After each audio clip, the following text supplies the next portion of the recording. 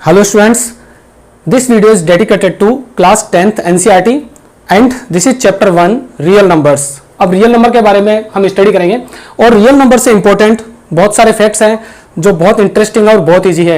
और मैं एक बात आपको बताना चाहता हूँ, ये चैप्टर बहुत इजी है और इंटरेस्टिंग भी है। देखिए सबसे पहले क्या करेंगे, हम इस चैप्टर के जो भी चैप्टर मैं आपको पढ़ा रहा हूँ मैं उसके बेसिक्स आपको बताऊंगा। हम साथ साथ बेसिक्स क्लियर करते चलेंगे बहुत ही अच्छे और इजी तरीके से। उसके बाद में जितने भी डेफिनेशंस और जितने भी फॉर्मूलाज हैं सबको समझेंगे, उनके एग्जाम्पल साथ में लेंगे, उसके बाद हम एक्सरसाइज पर आएंगे। ठीक है, मेरा मानना है कि आपको कॉन्सेप्ट पहले क्लियर होने चाहिए। सारे कॉन्सेप्ट बिल्कुल आराम से धीरे धीरे क्लियर कर लेंगे और फिर थोड़ी सी स्पीड पकड़ेंगे। ठीक है, अब देखिए आप मेरे साथ बने रहिए। तो जो टॉपिक है आज का वो है रियल नंबर्स। तो इसमें हम कुछ मेन पॉइंट्स जो है कवर करेंगे। कौन कौन से पॉइंट्स होंगे, अगर ये पॉइंट्स आप अच्छे से समझ लेंगे, मैं इनको आपको एग्जांपल्स के साथ समझाता रहूंगा। ठीक है, और उसके बाद में हम एक्सरसाइज करेंगे, तो इनका क्लियर होना जरूरी है। ठीक है, और बहुत आसान है, बहुत मजेदार है। देखिए पहला पॉइंट है real numbers. You have to know that what are real numbers, as real numbers is the collection of all rational and irrational numbers. सारे रेशनल और इरेशनल नंबर्स को मिला दें तो वो रियल नंबर होंगे। Then prime number and composite numbers, as you have studied in primary and middle class, आपने इनके बारे में पढ़ा है बेसिकली, बट ये सारा नॉलेज है वो यहाँ पर यूज आएगा इस चैप्टर में। ये बहुत छोटी छोटी बेसिक सी बातें हैं, इनको हम यूज लेंगे। ठीक है, LCM and HCF, this is least common multiple, this is highest common factor. ठीक है, बहुत छोटी छोटी चीजें। फैक्टराइजेशन आपको पता है तो उसका भी यूज है यहाँ इस चैप्टर में। एक्चुअली जितने भी कॉन्सेप्ट हैं ये हम पहले कुछ क्लासेस में पढ़ चुके हैं, बट यहाँ इनकी एप्लीकेशंस हैं।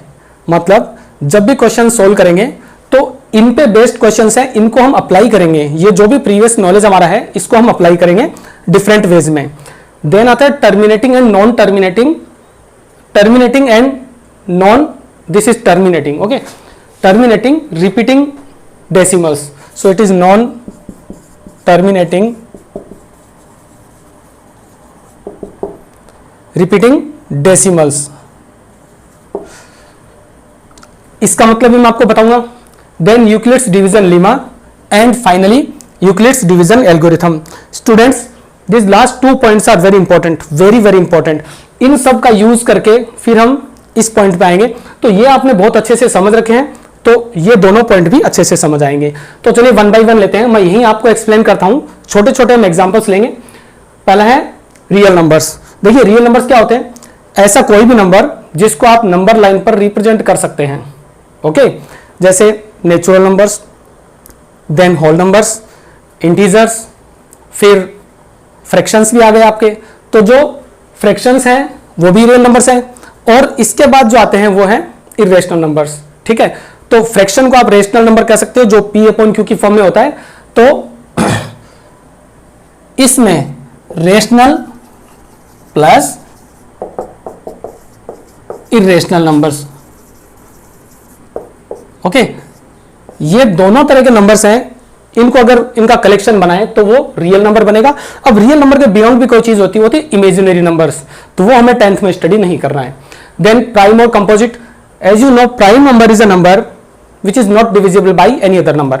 मीन्स एक ऐसा नंबर जो खुद से डिविजिबल है बाकी किसी से भी नहीं, तो वो प्राइम नंबर होगा। फॉर एग्जाम्पल 3, जैसे 2, smallest prime number is 2, then 3, then 5, then 7, इस तरह से। तो इस तरह के प्राइम नंबर्स क्या होते हैं, ये खुद से डिविजिबल होते हैं, किसी और से डिवाइड नहीं होते। 1 से तो ऑब्वियसली होंगे ही, क्योंकि 1 से सारे नंबर डिवाइड होते हैं। देन कंपोजिट नंबर, कंपोजिट क्या होता है, जो प्राइम नहीं होता वो कंपोजिट होता है। देखिए मैं जो पॉइंट बता रहा हूं उसको आप ढंग से सुनिए। अगर आपको कुछ लिखना है तो आप वीडियो पॉज करके नोट कर सकते हैं। Okay, if a number is prime it is not composite, if a number is composite it is not prime. तो देखिए यहां पर मैंने 4 नहीं लिखा क्योंकि 4 एक कंपोजिट नंबर है, बिकॉज 4 खुद से डिवाइड होता है बट 2 से भी डिवाइड होता है। आगे अगर हम 11 लें तो 11 जो है ये प्राइम है क्योंकि खुद से डिवाइड हो रहा है, किसी और नंबर से नहीं होता। लेकिन 12 की बात करें तो 12 खुद से तो हो रहा है बट ये 4 से भी डिवाइड होता है, 3 से भी होता है, 6 से भी होता है, तो 12 कंपोजिट नंबर है। तो बहुत इजीली याद कर सकते हैं, अगर कोई नंबर प्राइम है तो वो कंपोजिट नहीं है, और कंपोजिट है तो वो प्राइम नहीं है। Then LCM and HCF.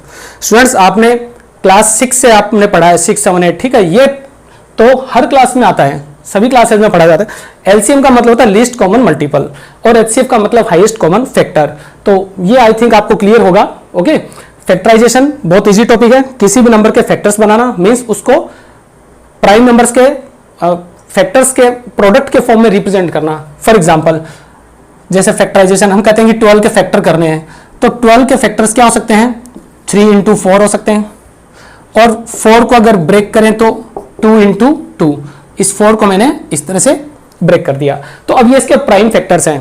देखिए एक तो फैक्टर्स हैं और एक प्राइम फैक्टर्स हैं, दोनों चीजें डिफरेंट हैं। इसके फैक्टर करने का मतलब दो नंबर के प्रोडक्ट फॉर्म में इसको लिखना, 3 into 4 no problem.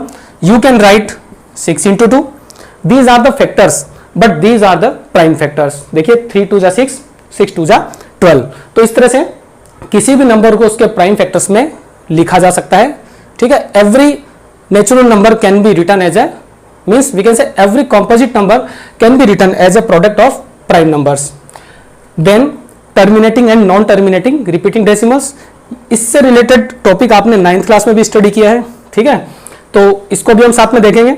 Euclid's division Lima and Euclid's division algorithm. देखिए ये जो फर्स्ट पॉइंट है डिवीजन लीमा, ये भी हम बचपन से पढ़ते आ रहे हैं, बट हमें पता नहीं था कि ये यूक्लिड का डिवीजन लीमा है।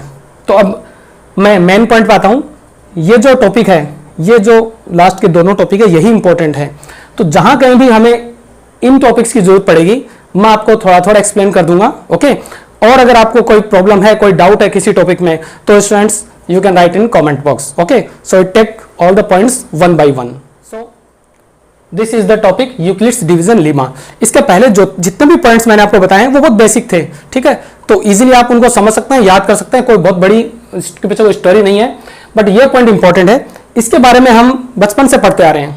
ठीक है, आप देख सकते हैं यहाँ पे डिवीजन लिखा है, तो डिवीजन लीमा, लीमा क्या होता है, it is a proven statement that is used to prove other statements. कोई ऐसी चीज जो पहले से प्रूव की गई है, अब उसका यूज हम दूसरी चीजों को प्रूव करने में यूज लेते हैं। तो ये यूक्लिड्स मैथमेटिशियन थे, इन्होंने इसको बताया था इसके बारे में। तो अब ये क्या है, देखिए पहले मैं आपको डिवीजन का कॉन्सेप्ट बताता हूं। जैसे हम कहते हैं कि a डिवाइड बाय b, इसका मतलब क्या होता है, suppose I think of two numbers that 13 divide by 7। Okay, ये बहुत इजी कॉन्सेप्ट है। तो इस डिवीजन को हम कैसे रिप्रेजेंट करते हैं, this is the dividend and 7 is the divisor. Okay, now think about the table of 7. 7 1 जा 7, 7 2 जा 14. Okay, 7 1 जा 7, रिमाइंडर इज 6। अब देखिए यहां पर एक बहुत ही अच्छा सा खूबसूरत सा रूल काम कर रहा है। क्या कर रहा है, this number is divisor, this is dividend, quotient and remainder. इन चारों के बीच में एक रिलेशन होता है। ये रिलेशन अगर आपने समझ लिया है तो यूक्लिड्स डिवीजन लीमा या यूक्लिड्स डिवीजन एल्गोरिथम बहुत इजी समझ में आएगा। ओके, देखिए इन दोनों का मल्टीप्लाई करते हैं और ये नंबर ऐड कर देते हैं, तो ये डिविडेंड हमें मिल जाएगा। 7 1 जा 7 एंड प्लस 6 13। तो अब हम इसको किस तरह से लिखेंगे, देखिए 13 equals 7 into 1 plus 6। Okay, dividend multiplied by quotient and plus remainder. So divisor equals dividend into quotient plus remainder. तो अब हम इसको फॉर्मुलेट करते हैं। ठीक है, तो इस फॉर्मूले को हम कैसे लिखेंगे, dividend equals divisor into quotient plus remainder. Okay, ये जो है, ये जो फॉर्मूला हमने लिखा है न्यूमेरिकली, ये इसका एक स्टेटमेंट फॉर्म में है, dividend equal to divisor into quotient plus remainder. तो ये किन्हीं भी दो नंबर्स पे अप्लाई होता है। जब भी आप दो नेचुरल नंबर्स को डिवाइड कर रहे हो एक नंबर को दूसरे से, तो आप फाइनली इस डिवीजन को इस फॉर्म में लिख सकते हो, if the remainder is 0। Okay, so no problem, this formula is applied for all the types of division. For example अगर आपने ये डिवाइड किया 14 डिवाइड बाय 7, 7 2 जा 14 and remainder is nothing. Again you can check for this division, 7 2 जा, हम यहाँ 0 लिखते हैं, 7 2 जा 14, 14 प्लस 0 अगेन 14।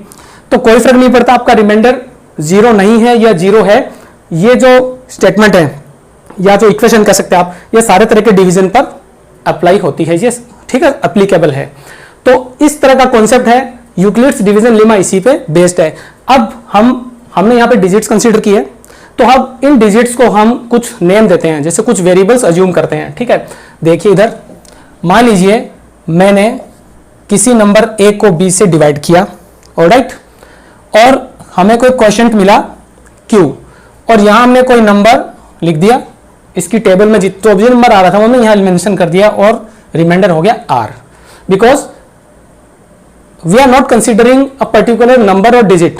हम एक जनरल फॉर्म में बात कर रहे हैं डिवीजन की, किसी नंबर को एक दूसरे नंबर से डिवाइड किया, इतनी बार डिवाइड हुआ वो, ठीक है, यहां कोई भी नंबर आया और हमने सब्ट्रैक्ट करके यहां लिख दिया, तो ये रिमाइंडर हो गया। तो अब इसी बात को, ये जो मैंने स्टेटमेंट यहां लिखा है, इसको हम किस तरह से फॉर्मुलेट करेंगे, देखिए ये डिविडेंड है equals divisor, what is the divisor, b, okay, then into quotient, quotient is q and plus remainder, so it is r। ये तो इसका जो यूक्लिड्स डिवीजन लेमा है, इसका एक मैथमेटिकल स्टेटमेंट है, ओके। बट यहां पे कंडीशन है, कंडीशन क्या होगी, ये जो r है, इस r की कुछ सर्टेन वैल्यूज होंगी। देखिए मैं आपको बहुत इंपॉर्टेंट बातें बता रहा हूं, जो भी चीजें हैं मैं बता रहा हूं, आप अच्छे से सुनिए। कुछ नोट करना चाहते हैं तो वीडियो को पॉज करके नोट कर सकते हैं। ये जो r की वैल्यूज है, यहां कुछ कंडीशंस होती हैं, r कौन कौन सी वैल्यूज ऑक्यूपाई कर सकता है, तो क्या होंगी, देखिए r की वैल्यू जो है वो b से हमेशा कम होगी, always r will be less than b, but greater than और इक्वल टू 0। ये जो कंडीशन है ये हमेशा डिवीजन में रहेगी, हमेशा डिवीजन में रहेगी। कैसे, मैं इसको थोड़ा सा एक्सप्लेन करता हूं, देखिए बहुत इजीली आप समझ जाएंगे स्टूडेंट्स। नाउ एक और डिवीजन लेते हैं, हम थोड़ा बड़ा डिवीजन लेते हैं, उसकी हेल्प से इस कॉन्सेप्ट को समझेंगे। Think about some other numbers, for example 322, okay. अब हम इसको डिवाइड करते हैं 2 से, नो प्रॉब्लम। सो देखिए यहां पर हम कहेंगे 2 1 जा 2, सब्ट्रैक्ट किया, इस 2 को हमने कॉपी किया, 2 6 जा 12, ओके, देन ये 2 6 जा 12 हो गया, और फिर इस 2 को कॉपी किया और 2 1 जा 2। फाइनल देखिए जो रिमाइंडर है वो 0 मिला, ठीक है। तो 0 मिल सकता है, 0 से बिगर भी मिल सकता है। 0 से बिगर कैसे मिलेगा, मान लीजिए हम यहां पे 5 करते हैं, okay. So what will be the case now, here I'll write 5 and here 2 2 जा 4, तो रिमाइंडर क्या मिला, 1, okay. Now here remainder is 1, it means 0 से बिगर वैल्यू हो सकती है, तो 0 से बिगर वैल्यू मिल रही है, बट r की वैल्यू b से जो है वो लेस होगी, b के इक्वल कभी नहीं आएगी। why इट इज सो, ऐसा क्यों है, b क्यों नहीं आएगा, देखिए b कौन सा नंबर होता है, b होता है ये यहां जो लिखा डिविडेंड। तो अगर यहां पे 2 आ जाएगा, बाई चांस मान लीजिए आपका 2 आ भी गया, तो आप फिर से डिवाइड कर दोगे यहां पे, ठीक है, इसके बाद 2 1 जा 2, तो जब भी ये नंबर इसके इक्वल होगा ये कंप्लीटली डिविजिबल होगा। तो इस तरह से b तो ये हो ही नहीं सकता, फाइनली b से कम होगा, और जैसे ये b के इक्वल होगा ये नंबर r, तो b के इक्वल होते फिर से डिवाइड हो जाएगा, ओके। सो रिमाइंडर क्या होगा, रिमाइंडर की मिनिमम वैल्यू 0 होगी और मैक्सिमम वैल्यू b से कम होगी, b कभी भी नहीं होगा, ठीक है। इसको एक और एग्जांपल से आप समझ सकते हैं। मान लीजिए मैंने किसी नंबर को 7 से डिवाइड किया, व्हाटएवर कुछ भी है, यहां पे मैंने कोई क्वोशिएंट लिख दिया सपोज, और यहां पे कुछ करके मैंने सब्ट्रैक्ट कर दिया, और मान लीजिए 7 रिमेनिंग आ गया, कुछ भी रिमाइंडर है। तो अब आप सोच रहे होंगे कि ये 7 r की वैल्यू b के इक्वल हो रही है, ठीक है, ये r की वैल्यू b के इक्वल हो रही है, बट अभी डिवीजन फिनिश नहीं हुआ है, तो आप फिर से डिवाइड करके 7 1 जा 7 करके इसको फिनिश कर देंगे, तो अल्टीमेटली आपको जो रिमाइंडर मिला वो 0 मिला है। इट मीन्स इसके इक्वल कभी भी रिमाइंडर आपको फाइनली नहीं मिलेगा जब आप डिवीजन फिनिश करेंगे। तो ये कंडीशंस जो है ये आपको समझनी है, इसको आपको अच्छे से याद रखना है। तो इजीली कैसे याद रखेंगे, a और b कोई 2 नंबर हैं, आपको a को b से डिवाइड करना है, आप इतना याद रखिए। उसके बाद में q for quotient and r for remainder, ठीक है। देखिए a को b से डिवाइड कर रहे हैं, ये इजीली याद रह सकता है। Then q for quotient, r for remainder, a equals b q plus r, r की कंडीशंस 0 से ग्रेटर देन और इक्वल टू 0 और लेस देन b। तो ये यूक्लिड्स डिवीजन लेमा की 2 कंडीशन है, ये फॉर्मूला है और ये इसकी कंडीशन है, ये इसके साथ रहेगी। इसी को यूज करके हम कुछ क्वेश्चंस जो इस पे बेस्ड है वो सॉल्व करेंगे। और ये बहुत इंपॉर्टेंट है क्योंकि हमें कुछ वैल्यूज जो है वो फाइंड करनी होगी, उसके अकॉर्डिंग फिर हम नंबर्स को इवन है या ओड है या कुछ और कंडीशंस है वो सेटिस्फाई करेंगे इसके बेस पर। तो इतना मैंने आपको बेसिकली बता दिया है। अब इस वीडियो को मैं फिनिश करना चाहता हूं अभी, आई थिंक वीडियो थोड़ा लंबा हो जाएगा। नेक्स्ट वीडियो में मैं आपको एक्सरसाइज सोल्व कराऊंगा जो 1.1 होगी, ठीक है। रियल नंबर्स चैप्टर 1 और 1.1 हम सोल्व करेंगे। तो एक छोटा सा कॉन्सेप्ट और मैं आपको बताना चाह रहा हूं, कुछ ऐसे बहुत ही इंपॉर्टेंट पॉइंट्स हैं, छोटी छोटी बातें जो स्टूडेंट्स रट लेते हैं। मैंने बता रखा है कि आप मैथ्स में बिल्कुल मत रटिए, कहीं भी रटने की जरूरत नहीं है, कॉन्सेप्ट क्लियर करते रहिए धीरे धीरे। देखिए अगर मैं कहता हूं कि x कोई नंबर है, ठीक है, बुक में हो सकता है कोई y हो या कोई m होगा, कोई भी हो सकता है, हमें एक सिंबल से मतलब है। सपोज हम x कंसीडर कर रहे हैं, अगर इसको मैं 2 से मल्टीप्लाई करता हूं तो मुझे ऑलवेज क्या मिलेगा, इवन नंबर मिलेगा। ऑलवेज 2 से मल्टीप्लाई करने पे, चाहे x इवन हो या ओड हो कोई फर्क नहीं पड़ता, 2x will be always an even number, but 2x plus 1 will be odd. Again 2x plus 2 will be even and 2x plus 3 will be odd. इस तरह से तो ये चीजें क्लियर होनी चाहिए। हो सकता है यहां पर हम 3 से मल्टीप्लाई कर रहे हो या 4 से कर रहे हो, ठीक है। तो किसी भी नंबर को आप अगर इवन नंबर से मल्टीप्लाई करते हैं तो इवन ही मिलेगा, चाहे यहां पर 4 होगा, 6 होगा, 8 होगा। बट अगर ओड से मल्टीप्लाई कर रहे हैं तो कुछ भी मिल सकता है, ठीक है, इवन भी मिल सकता है, ओड भी मिल सकता है। सपोज यहां पे 3 है, अगर मैं 3 से मल्टीप्लाई कर रहा हूं, जैसे यहां पे 4 है, 4 को 3 से मल्टीप्लाई किया मैंने तो मुझे 12 मिलेगा, बट 5 को 3 से करूंगा मैं तो मुझे 15 मिलेगा। तो अगर ये 2, 4, 6 और यहां पे इवन है तब ऑलवेज इवन ही मिलेगा, और इसमें अगर 1 ऐड किया तो ओड, 2 किया तो इवन। तो इस तरह से हमें अल्टरनेट सीक्वेंस में नंबर्स मिलते जाएंगे। अब इसको आप ऐसे भी समझ सकते हो, सपोज m कोई नंबर है, इसको हमने 4 से मल्टीप्लाई किया, ओके, तो ये ऑलवेज इवन नंबर होगा। बट जैसे ही 4m plus 1 हम लिखेंगे तो हमें मिलेगा odd number. Again 4m plus 2 होगा तो इवन होगा, और 4m plus 3 होगा तो ओड होगा। ओके स्टूडेंट्स, तो आप देखें ना ये कुछ हद तक यूक्लिड्स का जो डिवीजन लेमा में था उसके जैसा ही है। कैसा है, मैं आपको इसका कंपैरिजन करके बताता हूं, बहुत ध्यान से देखिए।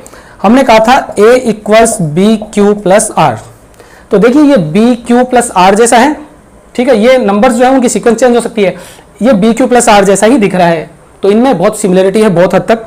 तो ये चीजें क्लियर होनी जरूरी है आपको। अगर आपने ये अच्छे से समझा है और आर की कंडीशंस मैंने बताई थी और इस तरह की चीजें आपको क्लियर हैं, ठीक है, मेंटली आप ये चीजें बता सकते हैं, इसके लिए कॉपी पेन की जरूरत नहीं है, तो फिर यूक्लिड्स डिवीजन लेमा और यूक्लिड्स डिवीजन एल्गोरिथम को अच्छे से समझ पाएंगे और उस पर बेस्ड कोई भी क्वेश्चन हो आप बहुत आराम से मजे से कर पाएंगे। Okay students, so wait for the next video, till then good day.